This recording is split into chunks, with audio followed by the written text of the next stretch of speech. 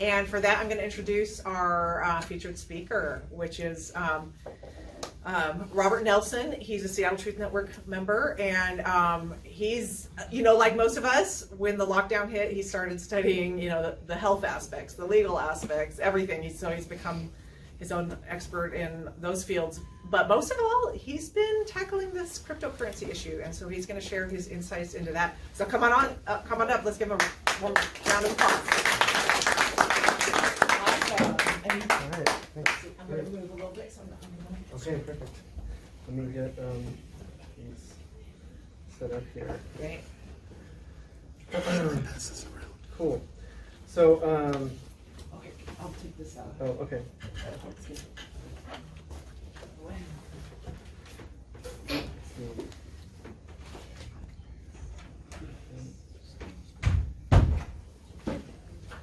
Okay, cool. So, great. Thanks for everyone coming out and being here. Thanks, Victoria, for giving me this opportunity to speak. I kind of wanted to just start out talking about how this presentation came to be, because it's kind of weird in a way. Can everyone hear you guys? Or Yep. Yeah? Yep, I can hear. Yes. A little higher? Do you want to, well, if you're having trouble, move closer. forward. Can I switch with you? Shift your eyes. So, like all of you, my social interactions have changed a lot in the last 2 years for, reasons. And I've been meeting a lot of new people, and I've met a lot of people who are interested or invested in cryptocurrencies and really excited about the space. And I haven't been in the past, and but just meeting so many people who've been excited about it made me kind of just want to go and take a look at it again and say, well, why did I feel this way? And just really do an open, honest investigation into it. And as I was doing that, it just kind of came out into a presentation. And so I told Victoria that I'd be happy to present about it and kind of share my perspective about it. And before I start, maybe I should say that you shouldn't listen to anybody. You should listen to yourself. We're all in our own place in lives, and you might have, perspectives on the world that are greatly different than mine, and different time horizons for what you're trying to do in your, financial world and whatnot. And so, don't listen to anybody. But on the other hand, you might want to listen to me for a few reasons. One of which is that I was a philosophy student in college. I graduated humanities, and so I've just been interested in how the world works and studying that for a long time. And then, when we, after 9/11, decided that we had to go to Iraq for some reason, because there's no terrorists there, kind of noticed that it was all about the oil. And so I became very interested in oil and petrodollars and how the global geopolitical situation works and how money works. And so I've really been a student of money for a long time. And then on top of that, I've been fascinated with the internet since the first day I kind of really saw it in 1993, and later in 2000 made that my career. And I've been in computer technologists ever since then, for over 2 decades now, and I work for a global company securing payment networks today. So I'm kind of in an interesting place being a student of money and working in the payment security industry, where maybe I have some interesting ideas about this, and so that's why I wanted to come share them with you tonight. So, there we go. I have quite an agenda, and it's going to take an hour, and unfortunately we should probably spend 10 minutes on this and an hour on what David's talking about, because it's way more relevant. And it is about helping people. You stole my thunder, actually. You'll see. But I want to talk about the important aspects of money first, just to touch base on that, and then talk about cryptocurrency. And I'm just going to go along with what Coinbase does. If you don't know who they are, they're one of the major cryptocurrency exchanges where you can buy and sell and trade cryptocurrencies. And I just went to their page for this investigation and said, what do they say about what is it? Why should we be interested? Why should we care? Why should we buy into it? And what are the key concepts behind it? And then we'll kind of take a critical look at some of those key concepts, and then we'll kind of leave off from what they say and talk about some other things that maybe they don't want to talk about, or some things that they don't say. And ask ourselves, can it deliver on those promises? And then end off with maybe thinking about some better goals, the kind David's talking about.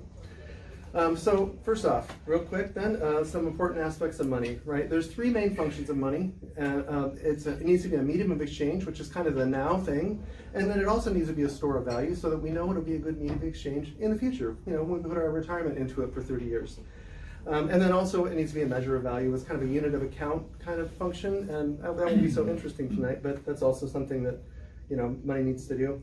And how money does these functions is kind of can be described as 5 different characteristics of money. And these, a good money will be good at these kind of things, right? So scarcity is one of those things. I mean, I always try to think of how do you put these into terms, but I can think of it, if we decided that we wanted this carpet I'm standing on to be money, you know, it's not really scarce because anyone can go make carpets and then they could be printing money with carpets, right?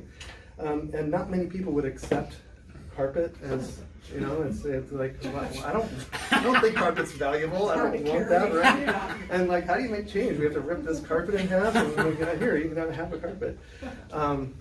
And also, it's not very portable, right? We'd have to move all the tables for me to just pay my bill for tonight. And, you know, over by the door, it's already getting worn out. This has been here a few years now. So it's not very durable, right? We can't put a retirement into carpets. So, but these are the kind of things that money has to be good at. And so for cryptocurrency to be a good currency, it has to be doing these things. So this is just something to keep in mind as we go through tonight, right? And we'll think back on some of these ideas later on. So on to the main event here. Let's go look at Coinbase and what they talk about for cryptocurrency and what is it, right? At Base, they have this page called Crypto Basics where you have this learning section for people who don't know about cryptocurrency. And they have a really simple definition that just says, at its core, cryptocurrency is decentralized digital money designed to be used over the internet. It started about 2008. Not very interesting, so I'm going to add on a little bit here. I want to talk first about what crypto exchanges are. That is a place like Coinbase here where you can go and buy and sell cryptocurrencies. And there's no way to get one except to trade US dollars for it. So you have to go to a cryptocurrency to get that. The only other way to get it is to actually get a crypto mining computer and get it yourself. So crypto exchanges are pretty popular. If you want to trade with other people, you know, I can go out on the street and ask people, hey, you want to trade a Bitcoin? But this is probably the better way to find people who want to trade in that. So that's what that's about. What's behind it, though, how it works as a decentralized kind of money, is that it has this thing called a distributed ledger, right? And so if you had a checkbook in the past, which I think you guys were all as old as me, so you see that there's a ledger showing here, like when you write in your checkbook and you write down all the transactions and you keep track of that, right? Well, similarly, the bank has a ledger for all of us at that bank, and they have a ledger normally. But in this case now, there's no bank. It's a distributed ledger, and it's decentralized. And how that works is a thing called blockchain, which I'm sure you've heard about how magical it is, and it's amazing and all that stuff. But I kind of want to simplify blockchain because it's not that complicated really when you get down to it. It's really a hash chain if you want to think about it in different terms. And so then what's a hash, right? Well, a hash is just a cryptographic function that you use to take variable input, like on the left here, and turn it into a fixed length output on the right. And so the function is just some mathematical algorithm that does a lot of things. And the idea is that you can compare things then this way so that you see when the red fox runs across the ice, you get a hash value like this. And if you just change this to walks, you get a wildly different hash value. And so this is the kind of thing like I use every day at work when people are trading files with me over the internet for, you know, big, huge files. If you've ever downloaded a file on the internet and it gets halfway done and then it fails and you're like, well, maybe I'll restart it. And at the end of that process, and restart it 3 times, do you have the right file? Is it corrupt? Does it have all the data inside?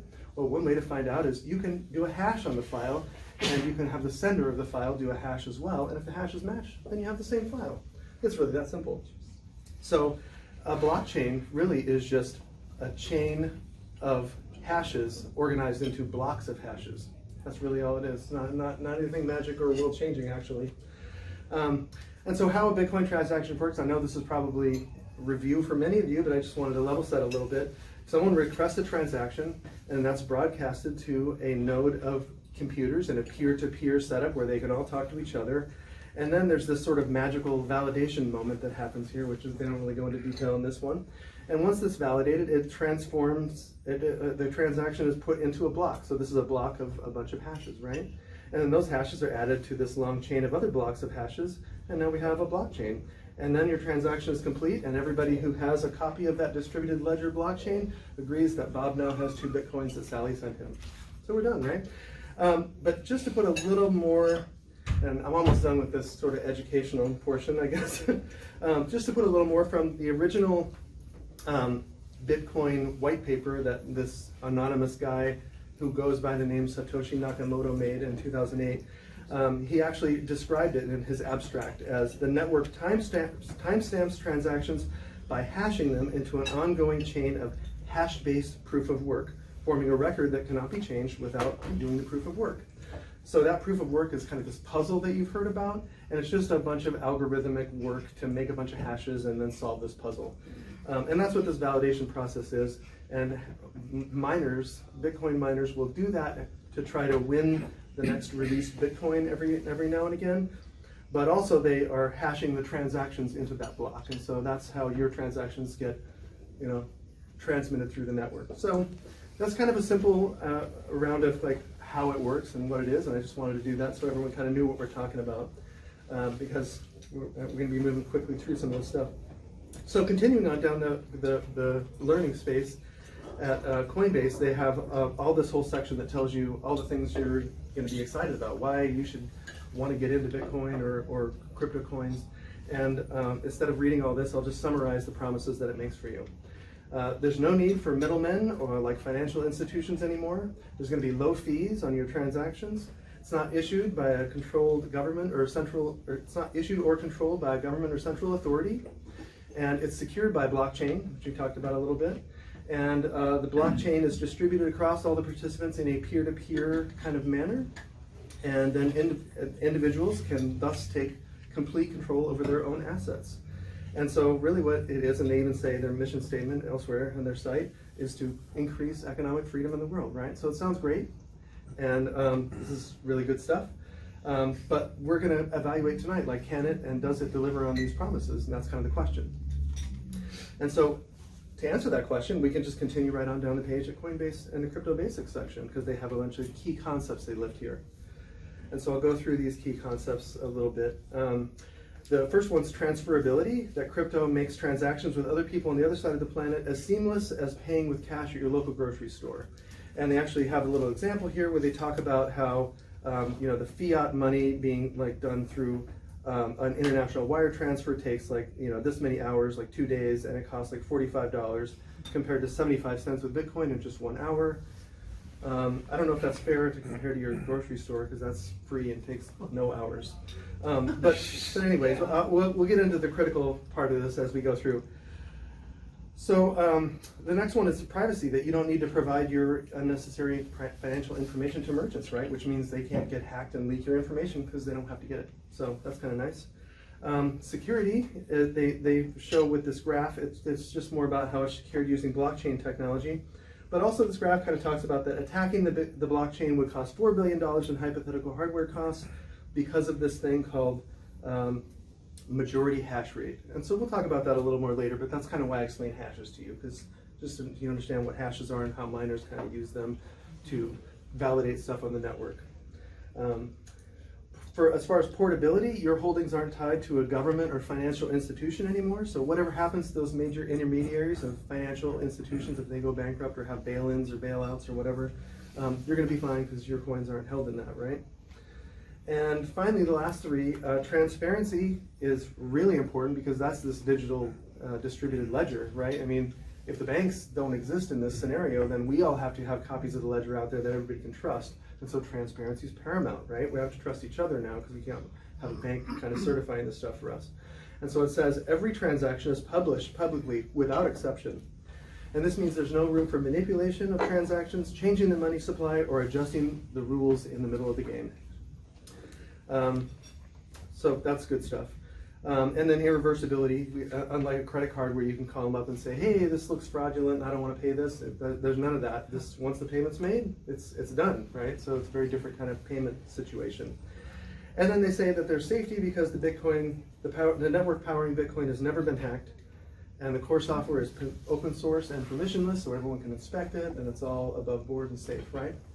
So these are the key concepts, and I think these are supposed to be the key concepts that support how those promises get delivered. And they seem at first to be pretty good, but I do think there's a few problems here. So let's go through them now and take a little bit of critical eye toward them. So the first one, transferability. The first thing I just want to say about transferability is, as a security architect in the technical space and doing computer software and stuff for so long, I think most people don't know about the network paradox. It's actually a real thing, though, where it seems like it's really powerful. Like the guy at the center of all this network, has access to all these people. But we kind of learned from Facebook and spam phone calls that means that those people have access to you too. So it's a two-way street, and it's not always an advantage, right? So, I mean, I do think that the cryptocurrencies are transferable, and that's true, but I don't really understand what that's solving. I don't know why that's a problem. Like I say, it's pretty seamless at the grocery store right now for me. Yeah. And if that's what they're putting forward as the gold standard, then I don't know if they even clear that bar necessarily. Yeah, Robert, I don't need to buy my groceries from China. Yeah, I mean, exactly. I can go to the store and buy them here. Exactly. So exactly. Yeah, so far, that's true. So yeah, I don't know if this is a current problem with PayPal or Apple Pay or Venmo. We have a lot of ways to do this Pretty electronically seamless, if we want to, and ideally we would do this locally with cash, right? Yeah. But just one other thing about it is there's this system called M-Pesa that Vodafone runs in Africa that's like taken over Africa. Just people just with a phone, all they need to be able to do is text with numbers and they can exchange funds that way. And so it's massive in Africa now. They don't need any blockchain for it. Yeah. So that's a thing. On the privacy front, though, I have really bad news. We already spent more time on this slide than it took me to find this article. That yes, you can totally be tracked with Bitcoin. So Surprise. and actually, it makes sense, right? This is the natural cost of the transparency that a distributed peer-to-peer system has to have. It can't be private because we have to be able to audit it each other, right? We have to get our calculator and say, oh yeah, there's my transaction from last week when I bought that food from China. So, and also, if it was private, then why would we need a thing called privacy coins that we will talk about later? So on the security front, I kind of have more bad news. I'm a member, the company I work for is a member of the Cloud Security Alliance, and they are currently have a draft listing of almost 200 weaknesses and vulnerabilities in blockchain technology, many of which are not fully understood or documented at this time. Kind of scary, right? Wow.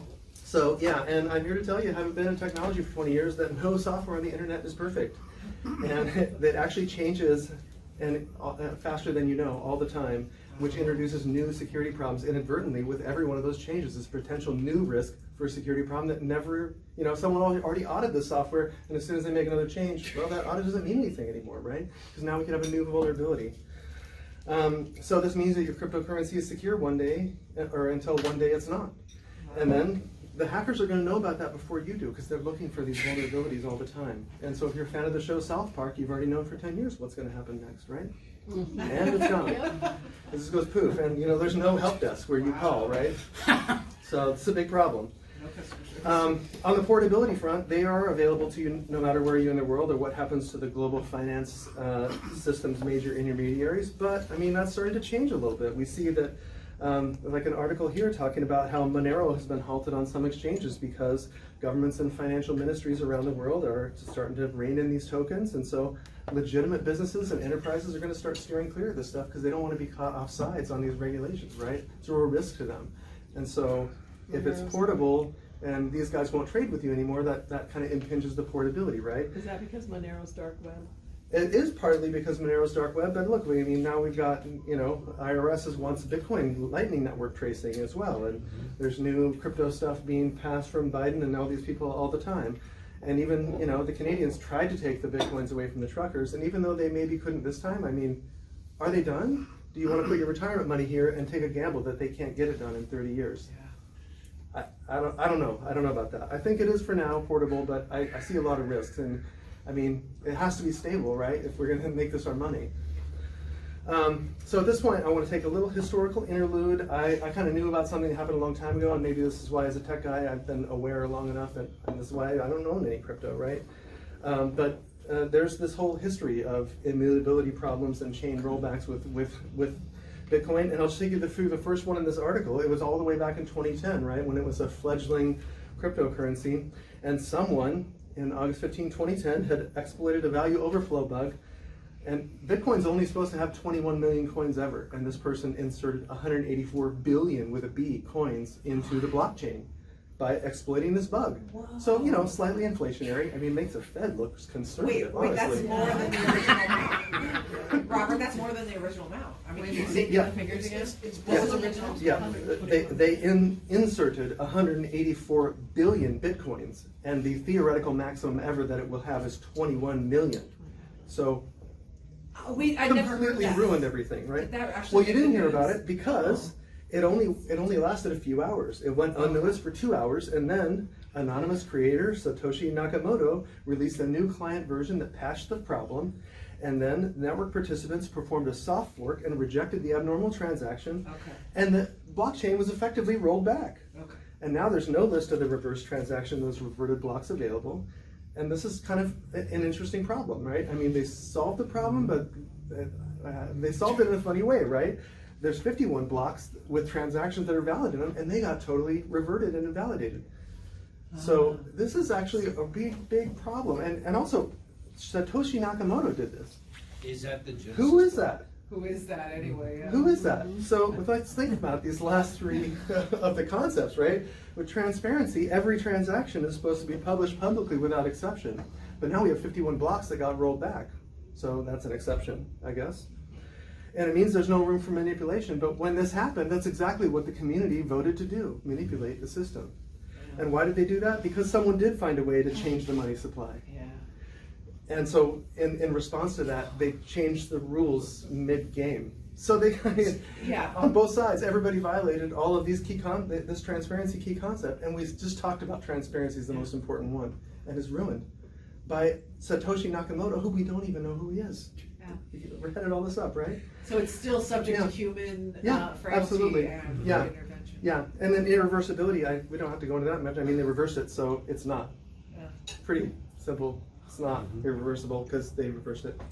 And then safety, I mean, the network powering Bitcoin has never been hacked, but I mean, this guy added 184 billion coins right there. So, and maybe you want to say that, no, the network never got hacked though, but I mean, these gates shown here never got breached either. But you can see in the patterns in the graphs that it doesn't matter if the security of the system got compromised. I don't care if the network. Wait, didn't what get is hacked. this we're seeing here? What we're seeing here is, right, I mean, so, like, here's a gate in front of a door. What is this gate doing? Right. And this one right here, look, you can see in the grass where people are walking around the side of the gate. And look at this one, you see the tire marks in the snow. This gate's doing a lot of good, right?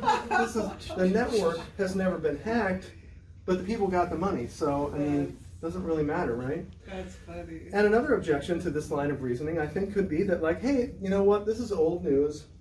Security's way better. I mean, they fixed this. This is 2010. It was only a year old at that time, right?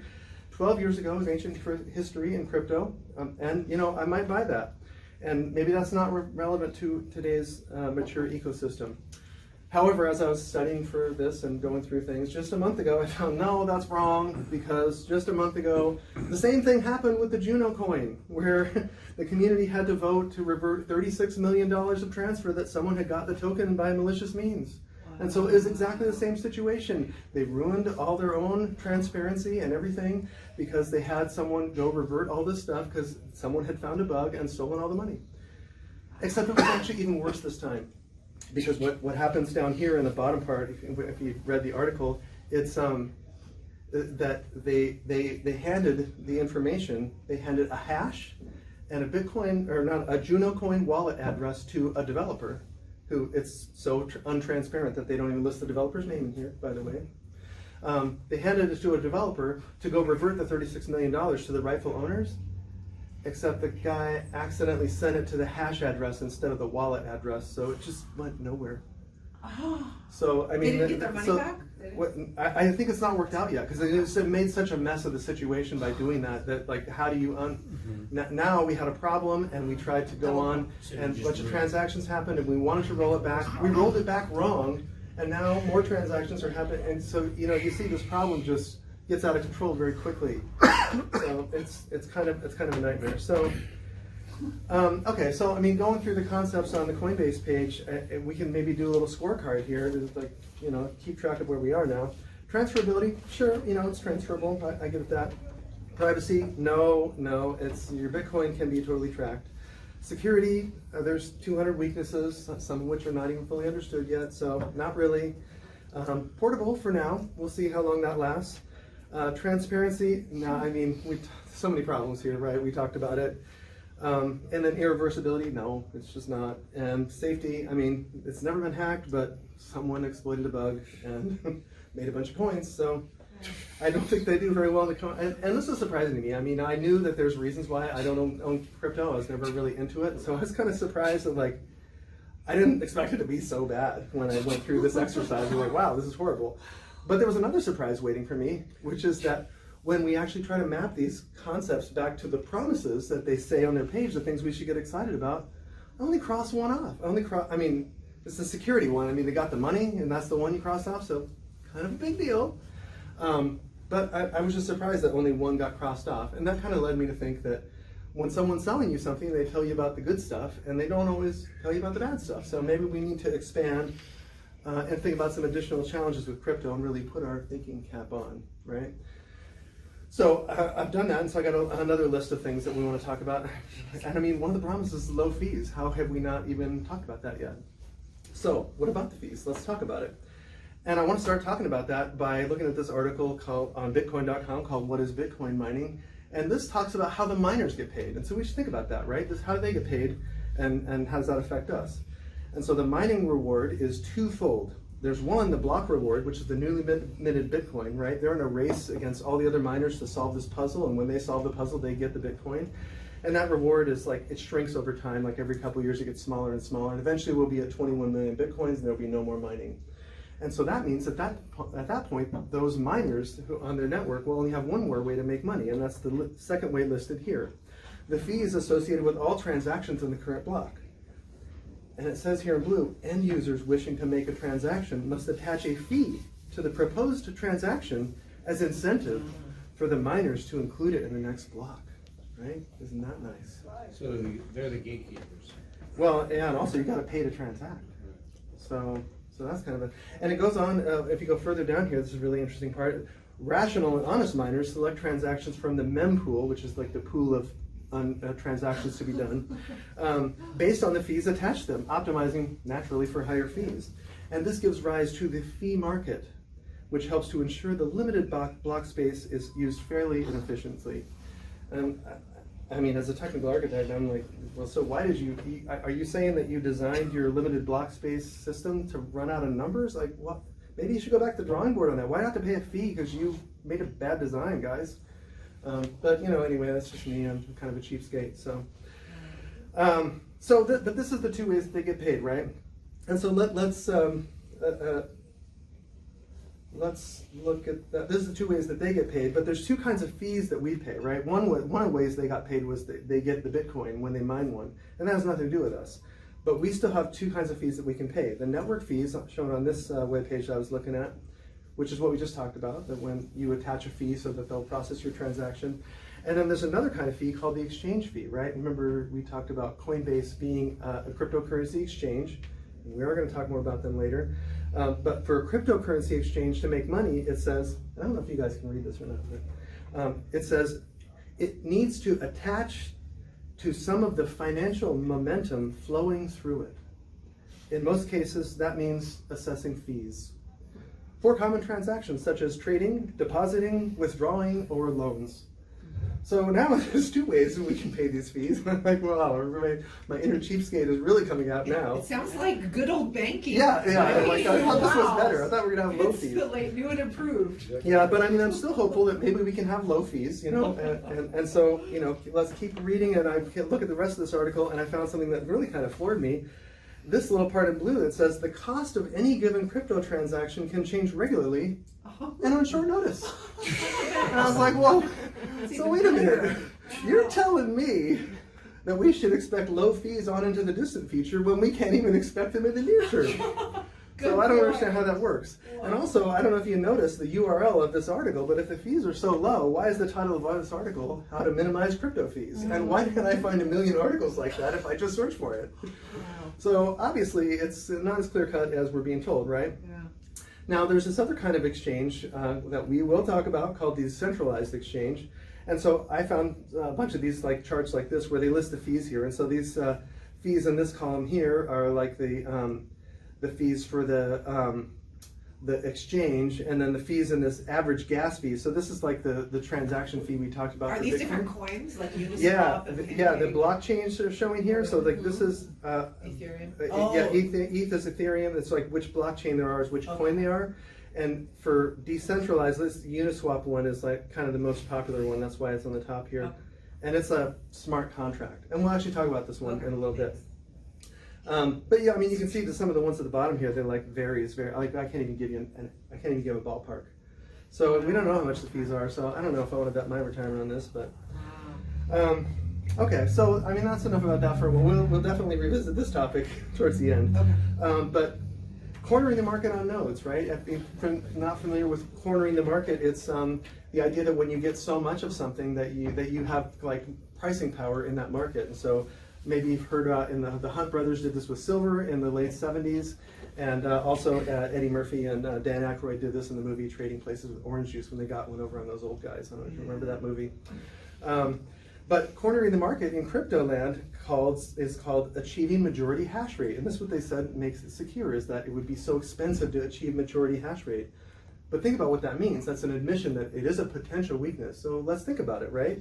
What would that mean? And this graph here is from April to October 2019, kind of charting in the 3 to 4 billion range of how much it would cost just in hardware to be able to put up enough crypto miner nodes that you could actually, do enough hashing of all the transaction verification so that you can kind of take over and outvote the other people, right? But if someone could do that, what could they do, right? Well, we saw that you could roll back the chain and you could delete transactions because you take over the community vote, right? So what we see here is a system that is essentially a democracy where the voting power is CPU power, except also we see in this graph that CPU power can be measured in money, right? Because you can buy it. So I guess I'm wondering if this sounds like individuals would have complete control of their financial future, or if this ever happened, would fees stay low? I don't think they probably would. And so I think it's on us then to imagine like what are the kind of distortions in the future that might influence today's P2P market in mining nodes and change things, right? And there's a lot of things. So new coins might get too rare. I mean, as we come up to the end of the 21 million Bitcoins or whatever, all the coins kind of have something like this. Why would they keep a mining rig online? I guess they would only get paid to do the transactions, right? So they'd have to stay online enough to do that. Otherwise, if they drop offline, then it's easier to get majority hash rate, and so this problem could become a lot more dangerous. But how high fees need to get then for them to do that, right? If it's really, if we have to keep all these nodes online. What is a node? A node is one of the miner computers, right? One of the crypto miners. Okay. Right. So these are people that participate in verifying transactions for everyone else in exchange for those fees, or hoping to mine their own Bitcoin. Okay. Thanks. Yeah. And so so if they drop offline, and there's this is one of the reasons they could drop offline. If fees are low for transactions and all the coins are so hard to get now, it's not worth it, right? It's expensive, and also electricity could get very expensive in the future, and we might have carbon footprint allowances coming. So maybe all the little guys won't be allowed to, only the big special people will be allowed, right? They have some huge computers. Also, does anyone have like $4 billion? Like, can you think of something? Like maybe this guy tried to buy Twitter for like 11 times that much? Elon Musk. Yeah. And so it's not really hard to imagine that like maybe BlackRock could just buy enough nodes to flood the market with peers, achieving majority hash rate, right? Yep. And so I think that we have to ask if we'd even know if they did that. Or have they already? How do you know? There's no transparency for us. That's right. We can't see That's anything. right. Yeah. And so that's where I think this kind of comes in with there's a real power asymmetry here, and they use tricky language to make it sound fair and democratic and wonderful, and talk about peer-to-peer, but we don't know who the peers are. And if it's BlackRock on the other side with 100,000 peers to your one, that's not a peer relationship, is it? Elon Musk is not your peer, right? Yeah. And so I think the thing is that we need to remember that what we love about our country is that we live in a democratic republic where we have majority rule, but with minority rights. And there's no room for that in a peer-to-peer system like that. It's a straight majority. And a straight democracy has a lot of problems. For example, the definition is of two wolves and a sheep voting on what's for dinner. Yeah. If BlackRock is one of these wolves and Elon Musk is the other one, that means you're the sheep. Yeah. I don't like it. I don't think you do either. Okay, so enough on that. Let's talk about privacy coin trade-offs is what I call this section. And so first of all, let's just start off with they're not private. I mean, this is an article by Perkins Coie. This is the people who brought you Russiagate on behalf of the Clinton campaign. So I mean, this is the establishment speaking here, and they say privacy coins are not a major laundering risk. And they say that because they're better than traditional fiat currencies because they still provide some form of transfer record. And they say that fiat and traditional currencies can cross a border without any trace. So if you really want to be anonymous, get a bag of money in a suitcase. I think that's the message here. So, but just maybe take a step back. What are privacy coins? Let's talk about them. They're defined as a class of cryptocurrencies that power private and anonymous blockchain transactions by obscuring their origin and destination, and some of the techniques used in them include hiding users' real wallet balance and address, and mixing multiple transactions with each other to elude chain analysis, right? So it's trying to make it so complicated that you can't figure out who you are and who's doing what, right?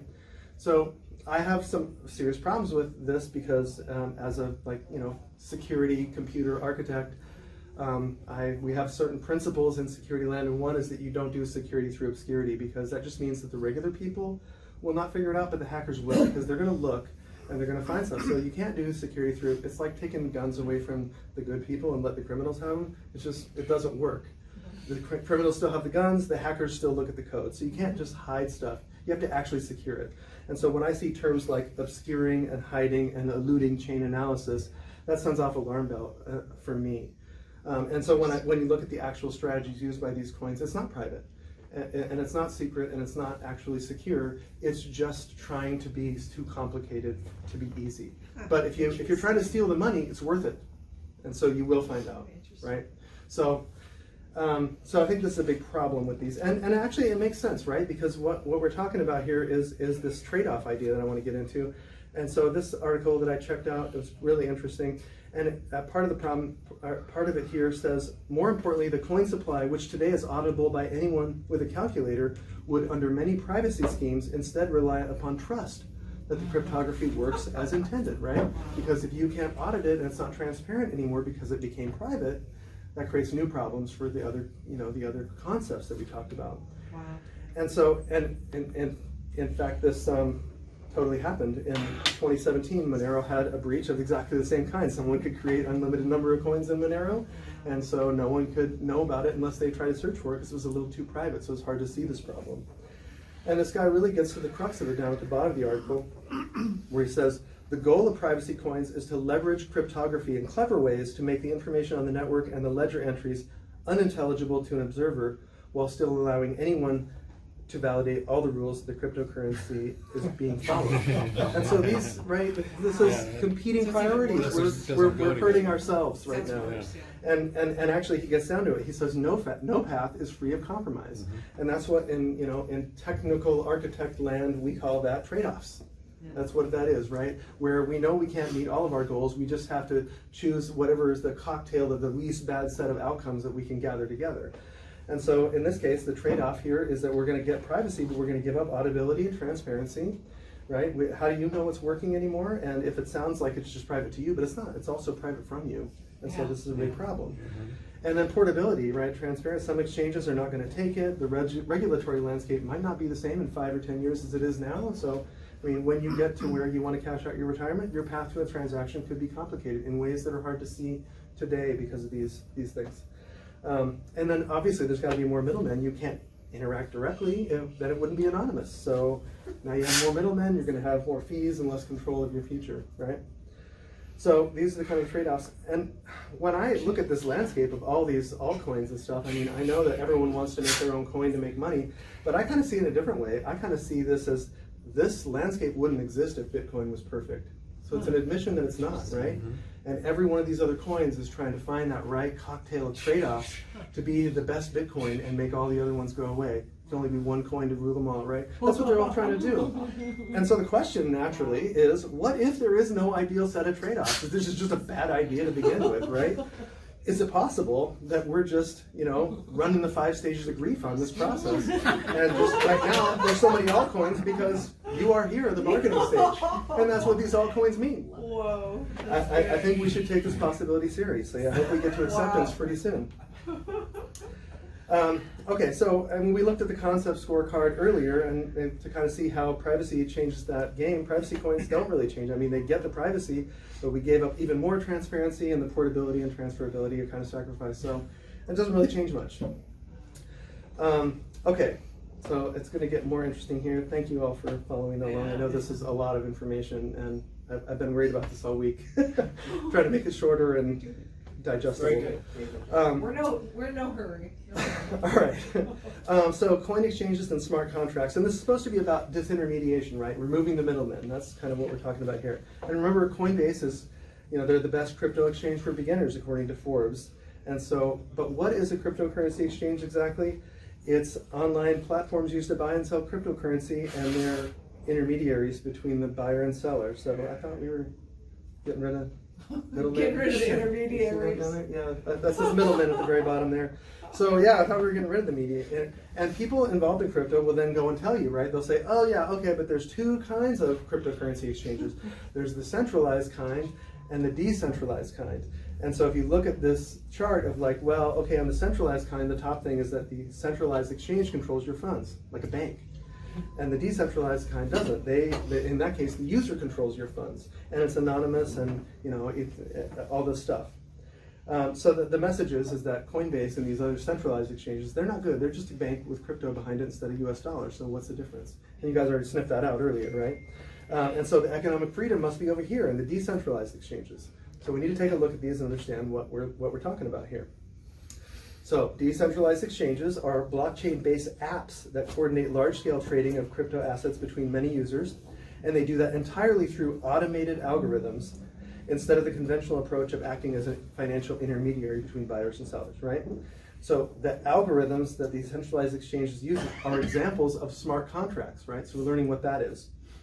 They're pieces of code written on top of blockchain networks. So you have your blockchain code, and now you have another set of code on top, and they just trigger various outputs when given certain inputs, right? And the idea behind the decentralized exchange is exactly what we're talking about. Disintermediation, getting rid of the middlemen, right? So sounds like we're on the right track. And if you look at smart contracts down here, it says the primary objective of creating them is to make it possible for individuals to trade and conduct business with strangers, typically via the internet, devoid of any need for that centralized authority. So yeah, we see a lot of agreement if we look at this stuff here. Okay, but that I have more bad news. So I read this article by this company called Radix in their Radix blog called The Problem with Smart Contracts Today. And before I get into this, I want to kind of explain what these guys are. What they provide a kind of development platform for people trying to write new smart contracts for cryptocurrency exchanges. So their whole business model is that they want to sell to developers platforms so that they can be more reliable and more secure in how they write these apps for their crypto platforms, right?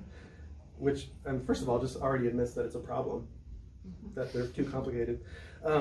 But second of all, and the problem I always hate with it is that, I never met a software developer who doesn't think that a software problem can be solved by more software. And so that's what they're selling, is more software to solve a problem that got created through software. So yeah, but their article though has revealing elements to it. So let's look at it a little bit.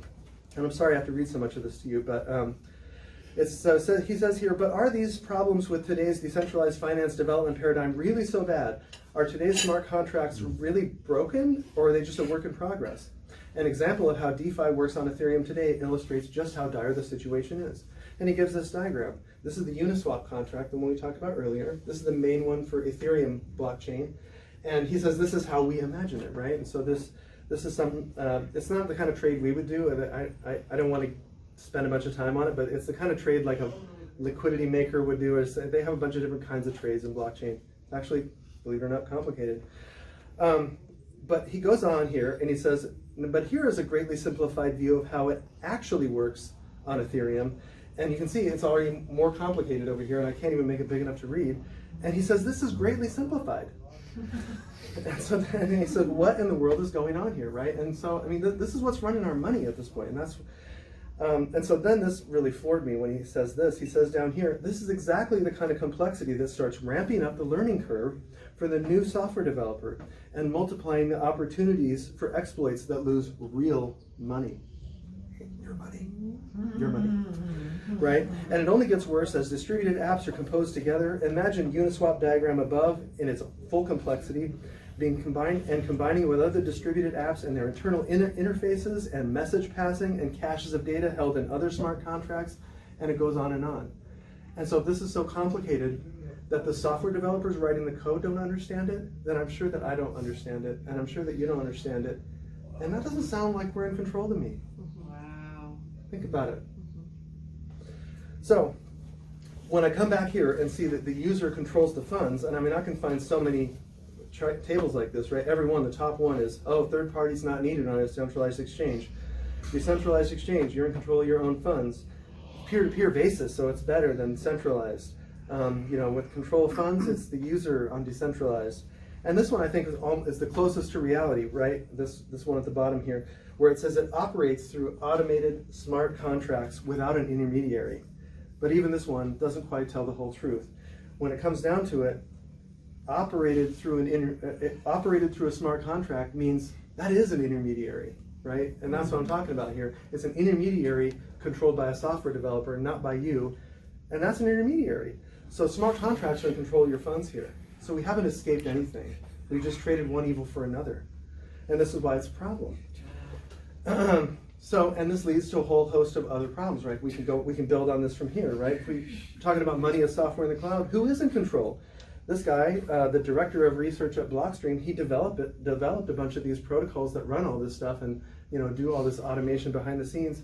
He even says this stuff is difficult, it's subtle. If you're excited about all these new projects claiming magical things, you should be skeptical of those. And if you're frustrated by how slow you perceive Bitcoin to move, it moves too fast. This is hard and scary, and we need to slow down and be careful. And I think he's saying that because he recognizes that we need this to be durable money.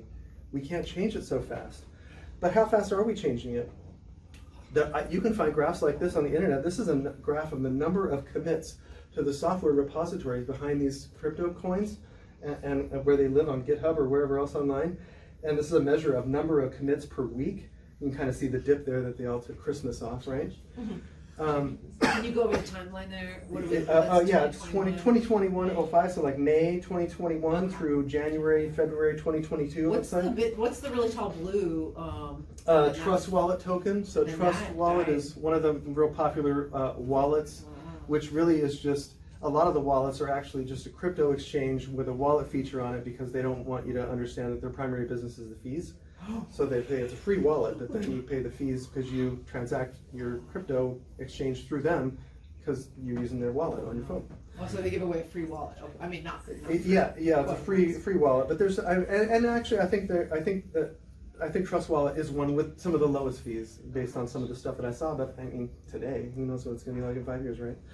Especially because look at how fast this is changing. So here's the thing: if this is how many things, how fast your things are changing on the internet, and if you notice here, oh, that thing that's dead now. If you notice that Bitcoin is listed here, and you can even see it peeking out here, none of these are changing less than 25 times a week, according to this. How durable is our money going to be if it's changing this fast? And we're trusting that software developers are not introducing new security vulnerabilities into it, right? This kind of freaks me out. And of course, these graphs are only available online because all the hot tech guys want to go see what coin the developers think they're hot so that they can go get in early on that and make all this money. Yeah. But what I see here is, no, the more change we see here, the less stable it is, and the less we should probably trust it as money. So another thing then to follow on the same theme is crypto coins in the cloud, right? We think of it kind of like this, is we have our own coins and we own them, and they want, when they tell you that you own your coins, that you own them and they're with you, and then you exchange them in the cloud. But really, if the exchange is this green lines that happen here in the middle, right, that means it only behaves like money when we're exchanging it, which is all in the cloud. So our money is actually in the cloud. And what happened is that our cloud is actually the new medium of exchange. That's the money, the cloud, right? And so I just, as I did this and went through this, I thought, here's the story we're telling now. I don't trust my old bank that I can't control because I can't trust greedy bankers and governments. And so I went to a crypto exchange, but now I don't trust my centralized crypto exchange that I can't control because they still charge high fees and report my data to governments. So I chose a new bank that I can't control, and I don't even understand it. And now I just trust software developers instead. Wow. Problem solved, right?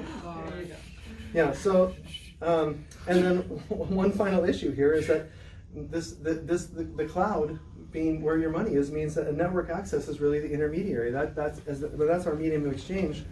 There's no teller at a bank to go to, right? How do you get support?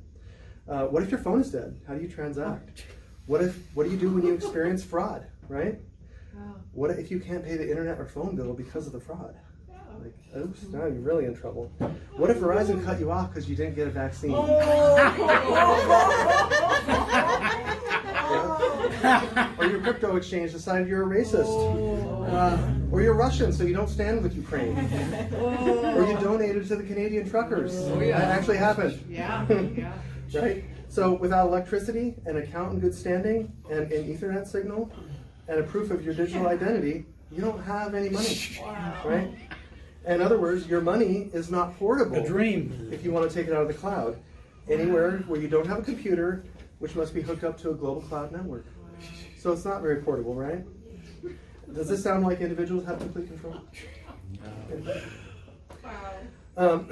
So we've got all these additional challenges that we figured out here, and I want to just really briefly now go back to the characteristics of money because I think we found some issues along the way. First of all, the risk of hackers adding coins, which we saw was realized in several different coins, means that scarcity is not really reliable. And the legal controls and high fees are going to make them less accepted than we might hope over time. And divisible I'll give them, but it's portable until you want to take it out of the cloud, and then you can't do it. Wow. So, and then internet software is not very stable or durable, and so there's a lot of challenges here with calling this money.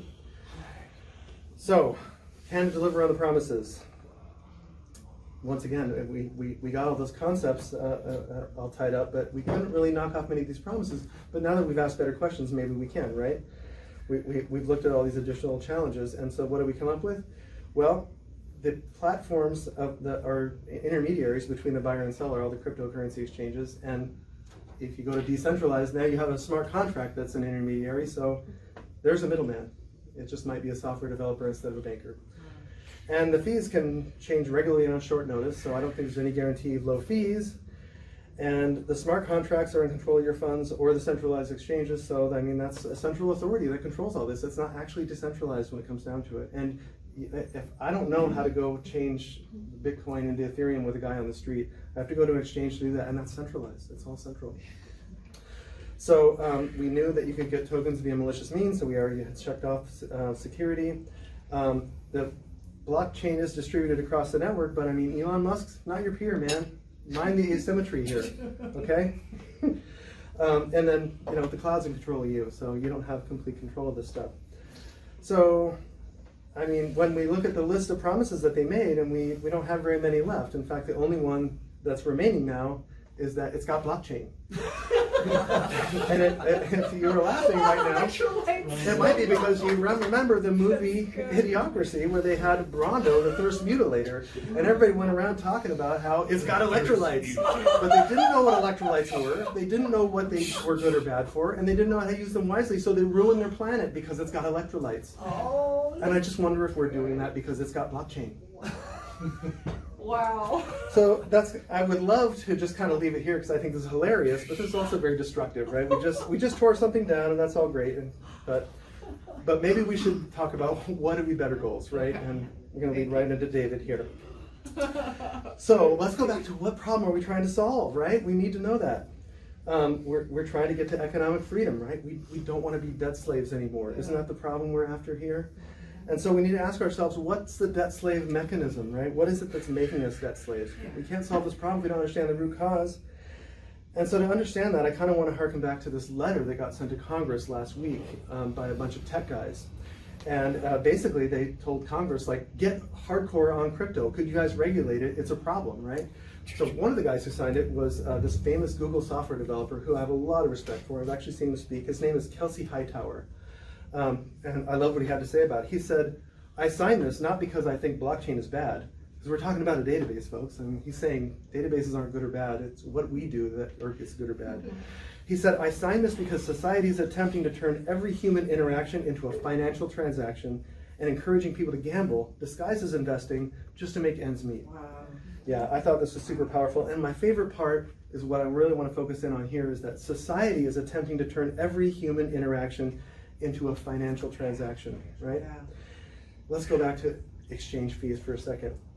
Remember, for a cryptocurrency to exchange money, it needs to attach to some of the financial momentum flowing through it. Yeah. Isn't that interesting? In most cases, that means assessing fees.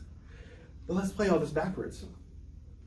A cryptocurrency exchange wants to make money, and that means they need to assess fees, right? How do they do that? Well, they need to find a way to attach to some financial momentum and get it flowing through their network. I know we could turn every human interaction into a financial transaction. Right? This is what's happening here. And this is why we're debt slaves now. This is how our economy actually is working. And let's talk about the name of this problem, because it has a name, and that name is financialization. And you won't hear that much of this in The Economist, because they'll give you the stodgy old answer that financialization is just the increase in size and importance of a country's financial sector relative to its economy. It's just a graph that goes up and to the right. That's good, right?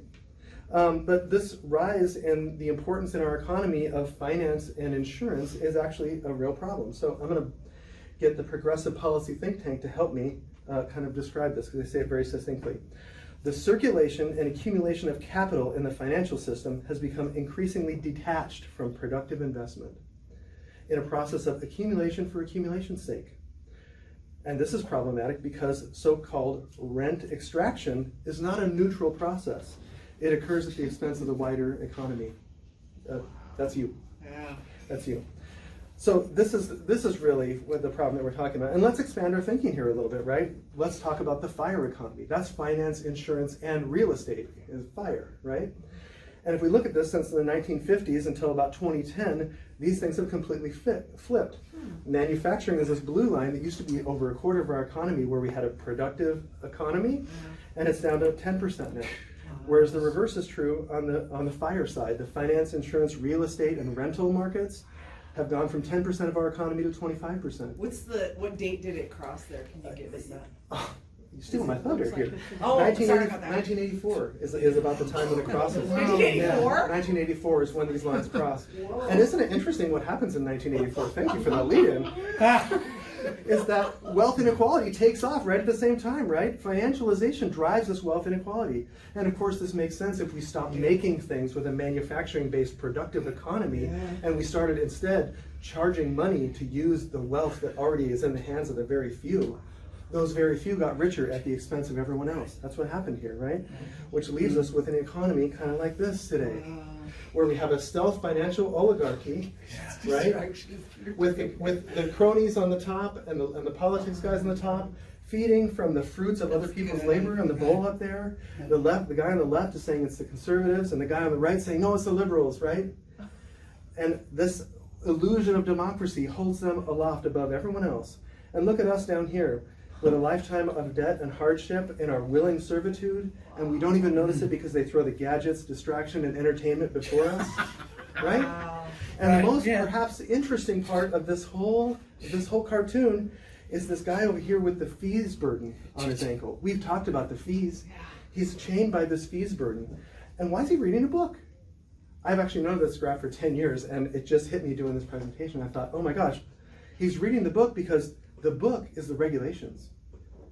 He needs to know those inside and out so he can avoid the fees, because he can't afford to pay them. And guess who wrote the regulations? The guy sitting on those chairs at the top. And they own that guy end to end. He's doing exactly what they want because they are going to charge him the fees if he doesn't do what they want. Right? That's the world we've built through financialization, people. But it's just like Rome, when they gave people free bread and let them go to the Coliseum for their entertainment every week. Every empire. With It's their an empire. distractions and Very entertainment. It's colonization of the globe. Right.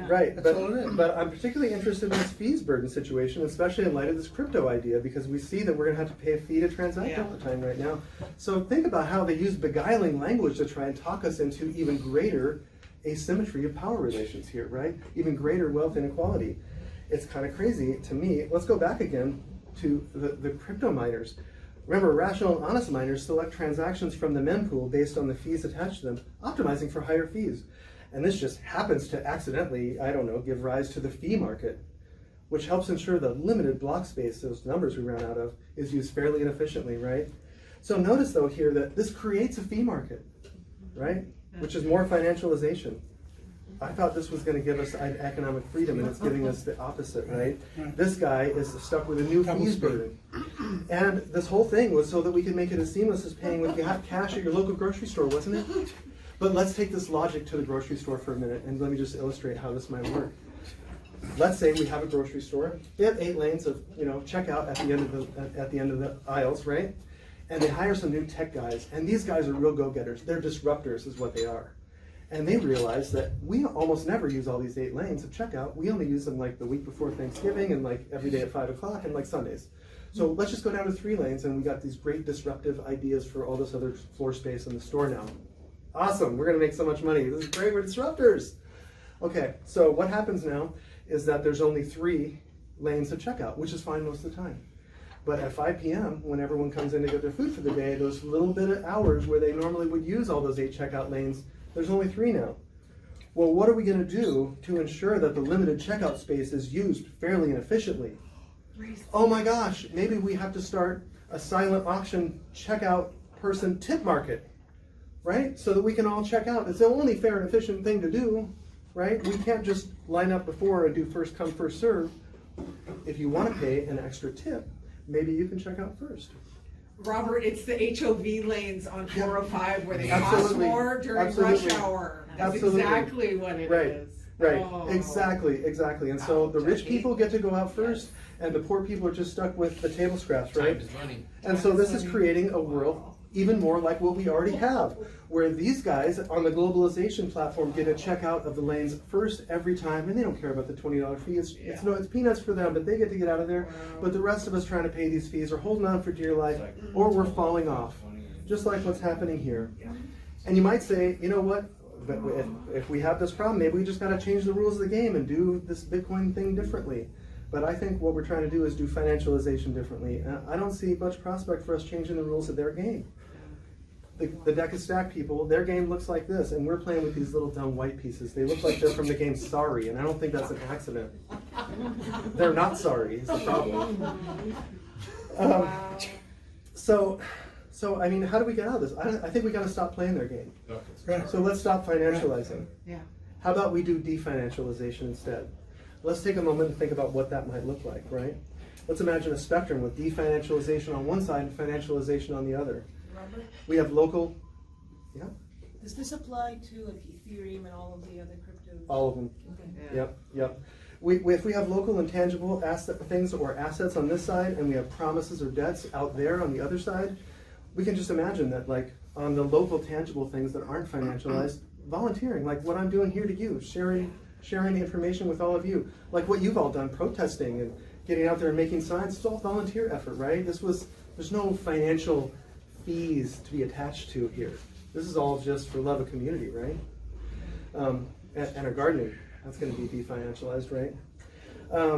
But also, like, every time you learn something, there's no fee. I mean, they kind of try with the books and the tuition and all that stuff, but the actual learning process, putting new information in your head, like I hope we've done here tonight, if with any luck, that's free. That's definancialized. That's right here. That's real.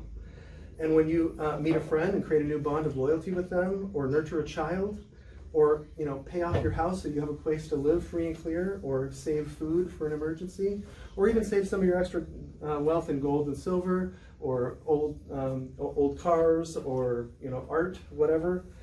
That's all on this definancialized side. That's personal. That's here. That's with us. It's physical. And then you kind of move over US dollars, or I mean, you can have some physically in your hand, but they're crossing the line here. It's a debt, really. And then stocks and bonds, right? Insurance moves all out here in the financialized land. You're dealing with these promises now, the options market, and I see digital currencies as way out here, right? This is a promise that we're buying into, and it's failed us so much. But compare and contrast the two sides of this, right? On the left, it's denominated in human value, not in dollar value, right? And that's a huge difference.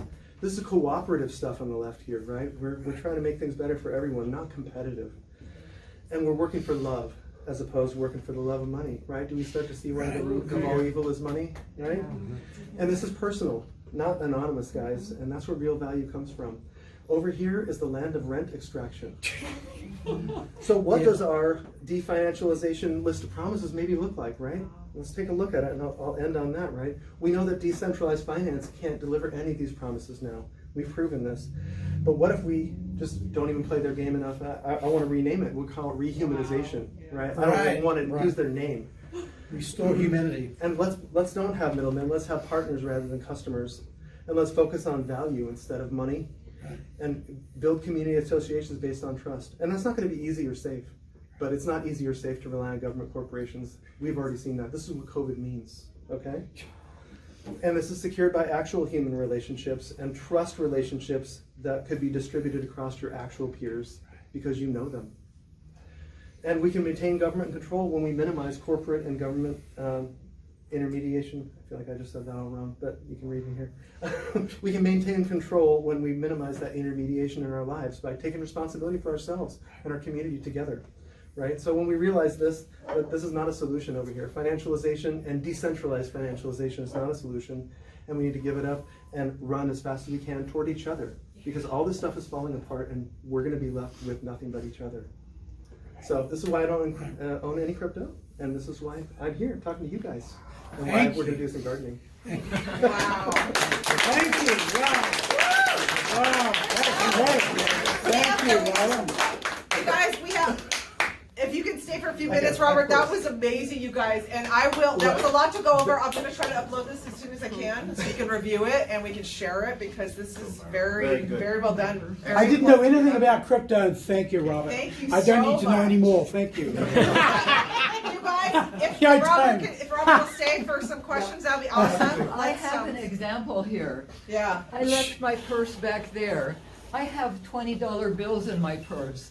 I still probably have them in here because we're in a group where we can trust one another. Loving community. And a community, and that's exactly what Right. we're talking about here. Yeah. I'm But really, those bills lost value by the second as you were holding them.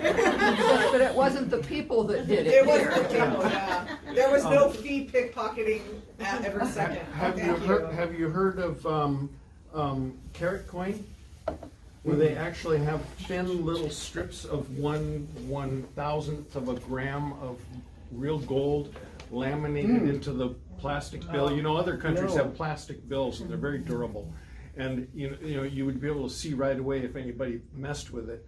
So it really is gold. And other than being able, it happened to be in person to exchange it, you know, and maybe something like that would develop a type of banking exchange, but it can never be not backed by gold. Yeah. I mean, I think It's not backed, it just is. I think our dollar would be fantastic if it was still backed by gold. Yeah, that's actually cool. I'll tell you a funny story that I didn't include in here because I was just trying to get it down to an hour or less. But I was talking to this woman at another meeting a couple of weeks ago and talking about some of the themes in this presentation here.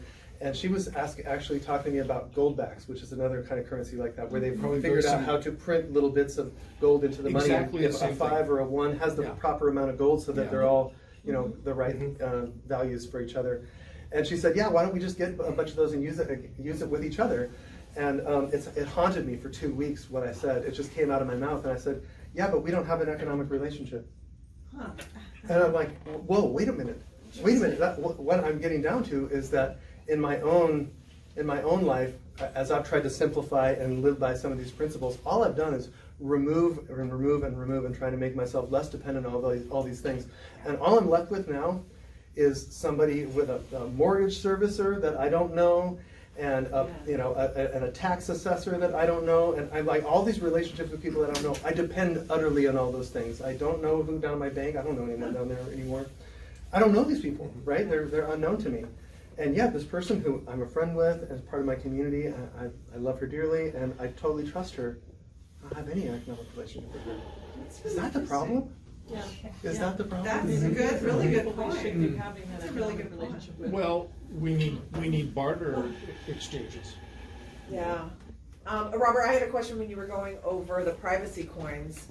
You know, it's like we think, oh, we need privacy coins, but could that just be hiding a ton of money laundering on the other side of this? Absolutely. Did you run into that when Yeah. you were researching? Yeah, I think a lot of it is hiding money laundering, and I mean it's funny because it sounds like a benefit that we have anonymity because there's people we want to be anonymous from because we know they're out to get us. I mean, but at the same time, anonymity isn't a solution if we it doesn't put us in control of our economic relationships if they're anonymous, because we don't know how can we trust that we're building a long-term economic future with people that we don't even know who they are? Yeah. It's all moment to moment, and it allows someone else to game the system. So I'm more worried about the control mechanism than I am the money laundering. Okay. Okay, so, excuse me, okay.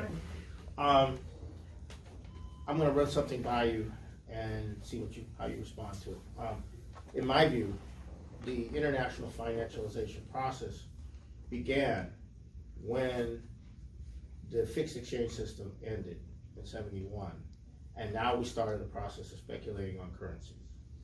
And what they began to do was make a profit on speculating currencies, and so, that was a tax. And then this thing just kept going. It's been going ever since. It's been growing and growing, this financialization process. And what you're saying here is very good. This was an excellent presentation. I mean, I'm really happy that this has really been helpful. But what happened at the human level, it also happened to the nation as a whole. Yeah. Okay. Yeah. So the nation ceased to be a nation and became part of this financialization process. Yeah. So rather than the government or having, like Glass-Steagall before, when they got rid of Glass-Steagall, and then having the credit being used to do something productive, useful, infrastructure, plan for a future, build whatever we need for the future, and then engage the population in those activities. Instead, they went for financialization. What do they do? How does that work? Well, you can't make a profit doing that in a financialized way, because you're building debt, and the debt has to be sustained, and it has to be built. So while we are becoming slaves, the whole thing is going to collapse on them. Yeah. So anyhow, I just wanted so I wanted to hear what you had to say about the idea of restoring sovereignty to the creation of money by sovereignty and the directional use of that for a productive base economy. So that's basically what I want to throw at you. Yeah. And that's where I'm coming from with the National Bank. Yeah, I mean, I agree with you, and I think that there's been the money power is really old, and it's come out in a lot of different ways. I mean, from Andrew Jackson's time fighting to try to, he said the last time we paid off the debt was during his time, right? And even during the trust, when all the antitrust laws were made because of what happened with, when they got, like the Rockefellers and Carnegies, and they all got fabulously wealthy. It seems like there's different forms through time when the wealthy have tried to dominate all of us. And so it's not a new problem. I totally agree with you, and it's been ongoing for quite some time. I'm just not optimistic that they're going to let it happen, because I feel like the wealthy American, and now international families are kind of in control of everything. I mean, the World Economic Forum is not even bashful about admitting and even bragging about it now, right? So I feel like there is going to be a time for rebuilding, but I feel like first there might be a time to just turn our backs on all of it and let it collapse. And I don't know if that's how, do we have to go through that first before there's room to rebuild? We'll collapse with it. Well, hang on. In other words, don't grasp onto Bitcoin because it's the only thing, Right. I mean, kind of let things fall. I mean, we've weathered this storm pretty well, actually, you guys, 2 years into COVID. So I'm hopeful that, hold on to each other for dear life. Financial fall Yeah. of it yet, though. Well, Bitcoin's cool, but it's a toy. Yeah. Yeah. Oh, yeah. Robert, I have another question, series. In your studies, what is the role of artificial intelligence, like, between us and other people, like in the transactions, stuff like that? Where does that play a role? I think what you're asking me, is there a lot of scammy bot activity going on here? Well, what is the likelihood of, like, at some point no human really knows what's going on and it's all run by AI, and then then there is no way for software engineers to correct it or anything, That's what I'm kind of afraid of, like really powering AI with the Bitcoin. That's what I'm afraid of. Yeah, I mean, it is getting out of control, but I think it's collapsing on itself faster than it can do that. One of the things that I didn't put in here, I actually, let me show you a little web page here. This is something I ran across called web3isgoingjustgreat.com. And it's just a catalog of all the scams and all the money that's gotten lost. There's this little counter as you scroll down the page, you can see the money burn up and get bigger, right? There's one article I saw in here the other day that said the FCC has said that the scams, the crypto scams, have bilked people out of $1/3 billion in the first quarter of this year. $1/3 billion. Wow. Yeah. This isn't getting attention. I mean, No, the agenda wants to push Bitcoin. There's stuff on here every day, literally every day. Wow. And can you read that? What the title? What the website is? So It's web3isgoinggreat.com. And so if you don't know what that means, right? There's this narrative out there that Web 1 was the simple internet that we had 20 years ago, right? There's just web pages and stuff, and we were just like, oh, hey, I figured out how to make a credit card payment happen, woo! And then all of a sudden now everything had credit card payments, and it was all backed by social media and Twitter and all this stuff, and that's Web 2. And Web 3 is going to be all of it backed by blockchain and NFTs. All of it. What's NFT? Non-fungible tokens. Yes. The pictures of the apes that don't mean anything, that everyone's like, oh, I have a receipt that I bought some. Like, would you go down? Can you imagine taking the little piece of paper that says 35,000 or whatever out of the window at the car dealership and be like, oh my God, I paid $1 million, I got this piece of paper. This is This is what an NFT is, okay? Oh my God. Fiasco. This is just like The that tulip bulb fiasco. Yeah, That's yeah. what this is, and it's a sign of extreme hyperinflation. People aren't onto Yeah. it yet. It's Yeah, extreme hyperinflation causing that. Yeah, I think they're still in the vaccine mind fog. I don't know. Yeah. It's a mess. Can you say more about the NFTs and the tulip bulb thing? Because I just find the NFTs fascinating.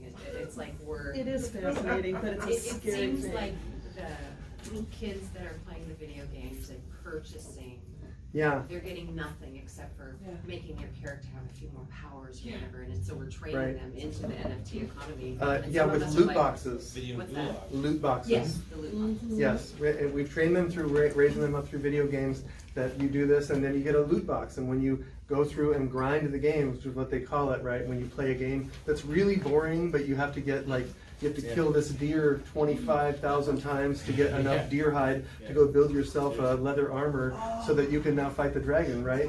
And so this is what your kids are doing. They're sitting here mindlessly making their guy go kill a deer 25,000 times. It's ridiculous. And at the end, they get some reward that sets them off so now that they can kill a bear 25,000 times That's part and of do it. the You next can thing. also buy really ugly modern art and then later Yeah. sell it for 50,000 more. So people are making some money, on it, but it is so dangerous. Well, I mean, It's so- you only hear about the people who make money. You don't Right. hear about the ones You don't who hear about lose money, and it's pretty common. And this is part of the scam. These are on the site. They have whole sections here. I have the cryptocurrency one up, but they have whole parts. Some of it is just about NFT stories only. So you can see all these things here. Good. Every time I non-fungible. Non-fungible token. It's supposed to mean, what it's supposed to be is a cryptocurrency-like hash-based receipt so that you know it's really your receipt of that you own a thing. But the thing that you own is this is the thing. I've always thought, before I was a computer guy, I worked at Kinko's making copies. We got in trouble in the 90s with all the universities because we were copying copyrighted books. I'm like, well, but it's for this college, so it's okay. So you kind of learn a lot about copyright law, and as you're watching the internet grow and develop while you're doing that job, you're like, this is stupid.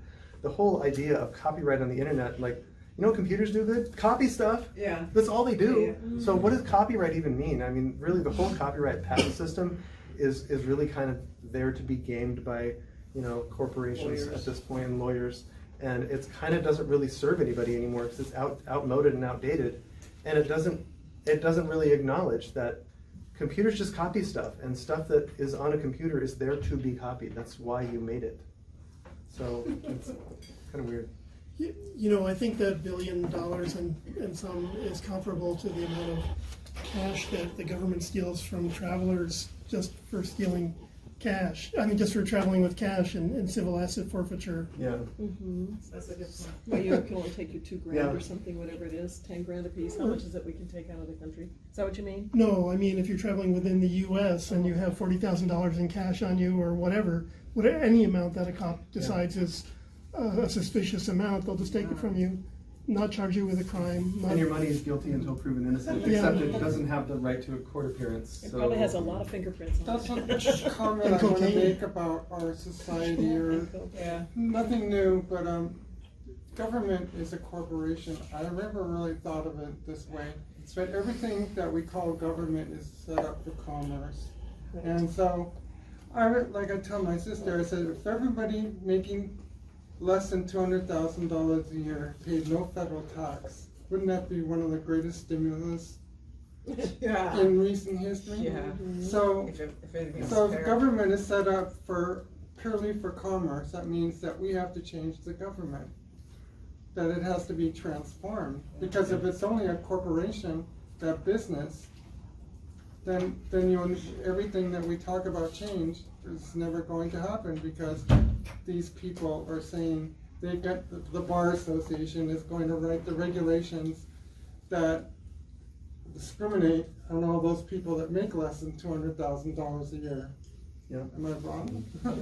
But no, what- I know, but how do we destroy a commercial empire? I think the only way, and I've thought about it a lot, that the only thing that I can think of is the useful thing to do is just don't be a customer. Yeah. Just don't be a customer. Right. Yeah. It's the only thing I can think of useful to do. Yeah. But Yeah. that's a huge undertaking, because you have to kind of change the entire value of people and what they do.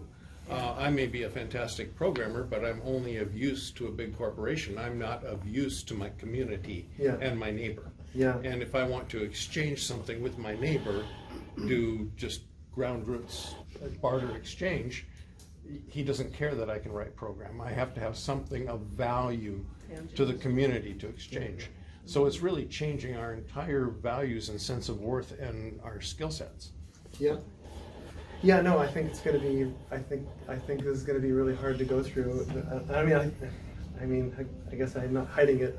I think we're collapsing, right? Let me share just a word, because Robert put a good word in for goodwill being the currency, and I thought about it after I had a conversation with Robert, and I thought, in the March for Freedom, we're all wearing volunteer T-shirts, and in the year, and actually the 2 years of doing this, you guys, I was thinking about the literally thousands of hours that people have put into the March for Freedom, being out on the street with me, marching.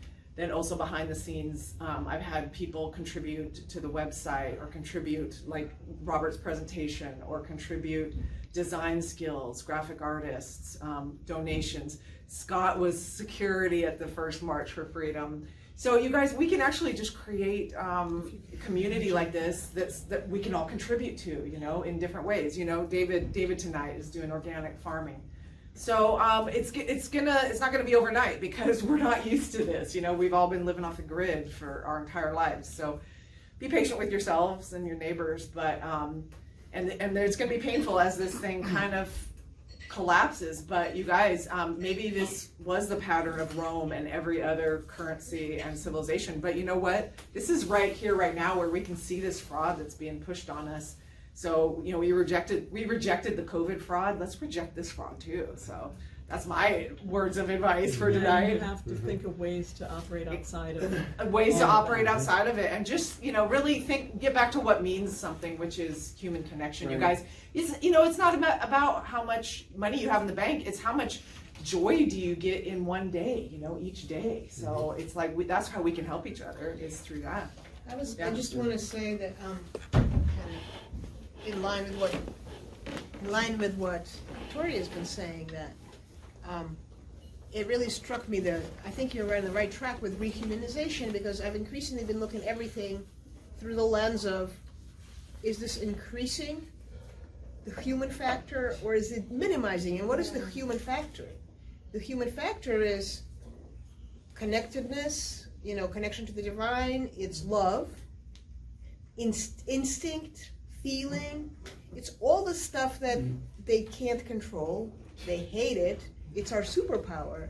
And so when you go through that and you kind of take it as a litmus test, because things are sold to us, right? Convenience, ease, instant transaction with, so it's never presented to us as fair and the equitable, agenda, right? It's right? always You have to have fees. right. But the thing is that if it increases the ability to transact or interact anonymously, it's no different than, right? I think that's my point, is that there is a dehumanization agenda potentially that we think underway.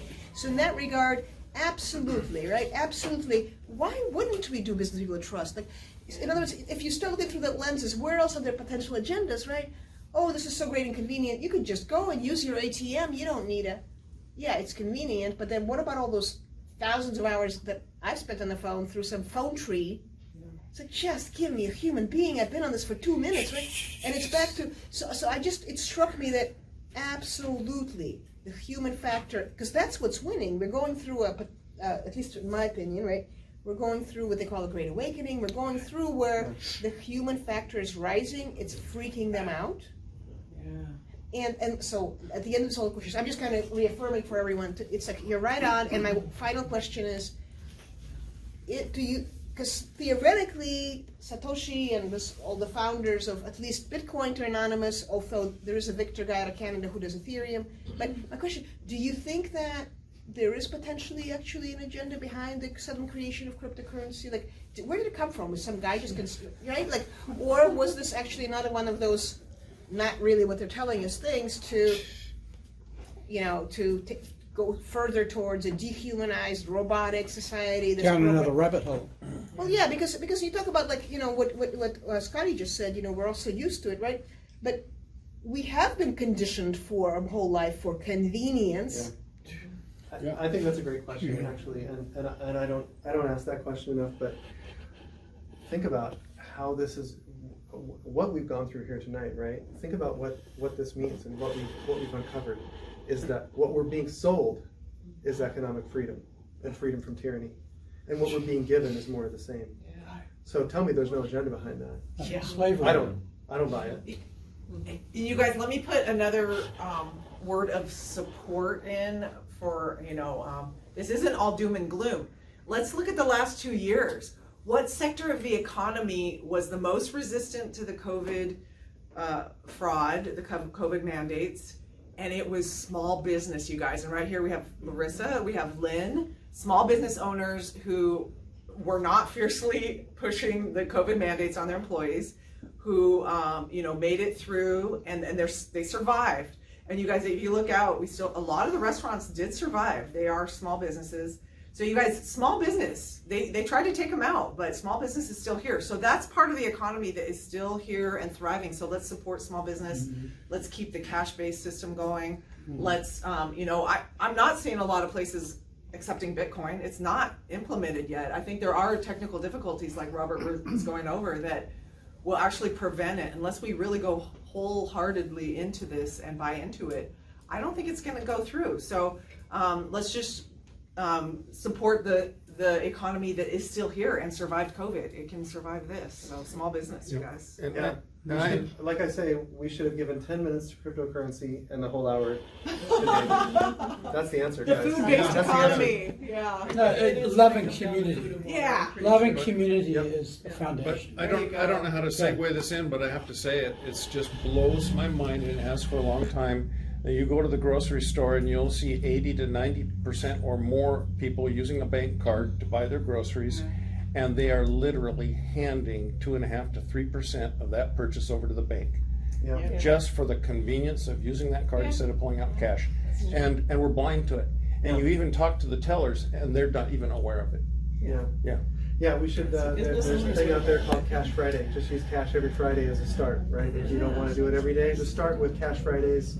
Just to let all the retailers in the area know that they still need to support it. Yeah, I mean, as long as we have cash, don't you think that's going by the wayside soon?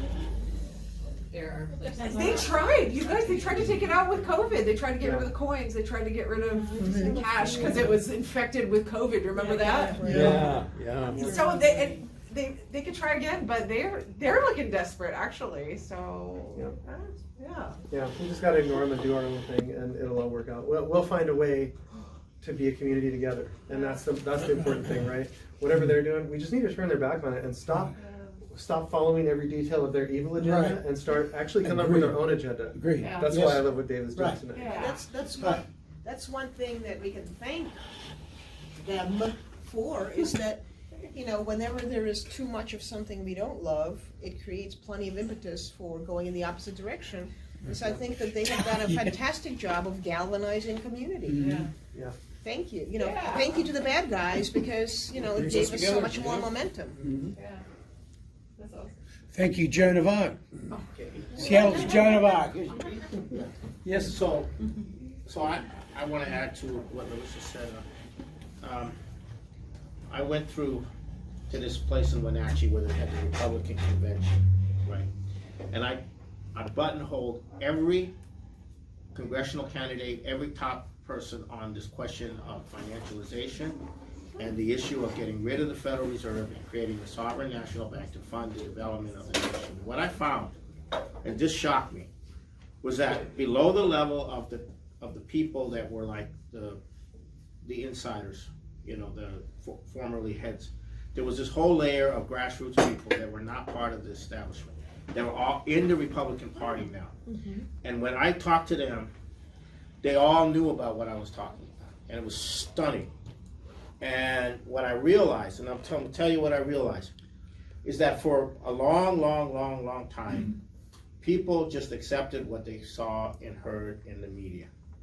That has fundamentally changed. And what that does is you now cannot rely on the media. So what can you rely on? Well, you're going to have to start to learn how to think. And that's what I'm beginning to realize. And this was shocking, because this is, I went outside the bubble of Seattle to a place called Wenatchee, where all the Republicans from all over the state were there. And they were in a totally different mindset. They were like, it's a different paradigm entirely. yeah, they were in a totally different mindset, and I just wanted to share that with you, so you know that there is that process going on. Yeah, that's a really good point, Paul. Also, as far as like, this has woken people up, not just us, Larissa, but people all over the state, all over the country. So let's try and help channel this toward getting more people into office and getting that are free thinkers. I have worked for a long time with a lot of people who are woke but not awakened, and I am stunned at how difficult it is to get any point across to the real left-wingers.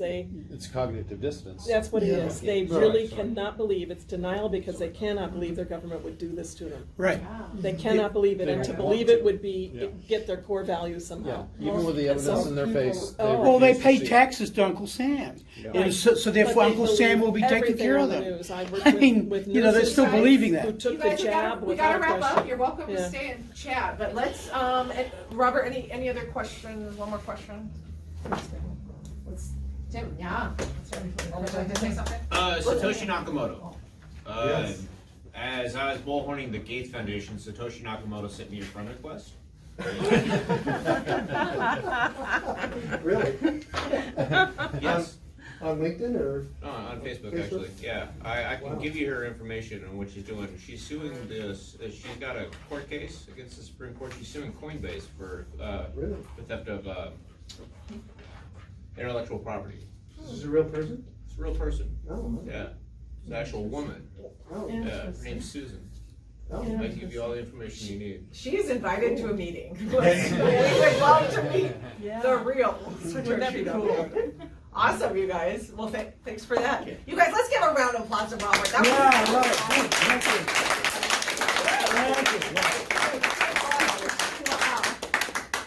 Wow. If anyone wants to see a video of my garden, I've got it here. Yeah, cool. Thanks, you guys. And I'll try and get this uploaded, because there's a lot there and it wouldn't hurt to watch it again. And if you can send me the slides, I'd be happy to share those too. Yeah.